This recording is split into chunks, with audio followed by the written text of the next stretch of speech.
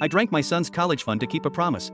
My son was a genius, the kind of kid who made you wonder how he could possibly be related to someone like me. I always joked about getting a paternity test because he was too smart to be mine. Maybe that's why his mom left when he was 12, she saw a future for him that I wasn't part of. She remarried a few years later, and eventually, so did I. Despite everything, my focus stayed on my son. I set up a government-backed college fund for him, telling him it was there if he wanted it. Once, he asked me what I'd do with the money if he didn't use it. I laughed and said, I'll head to Europe, visit a monastery, and drink that beer monks brew to keep their lights on. It was a lighthearted moment, one of many I'd give anything to have back. A few months ago, he got accepted into Mill University, his dream school. But just weeks later, a drunk driver took the dream away, leaving me with a hole in my life I could never fill. I hadn't thought about the college fund again until after the funeral. That's when my ex approached me with a request. She wanted the money for her stepson, saying it would have been what our son wanted. I paused. Maybe she was right. Maybe my son wouldn't have cared. But I remembered that promise I'd made, that fleeting joke about Europe and monk beer. It wasn't about the money, it was about keeping something, anything, that was still connected to him. I told her no. She called me selfish, accused me of wasting the money on beer. Maybe she was right. But as I booked my trip to Europe and sat down with a cold glass of that monastery brew, I raised it to the memory of my son. It was the best beer I'd ever had. I just wish he could have been there to enjoy it with me.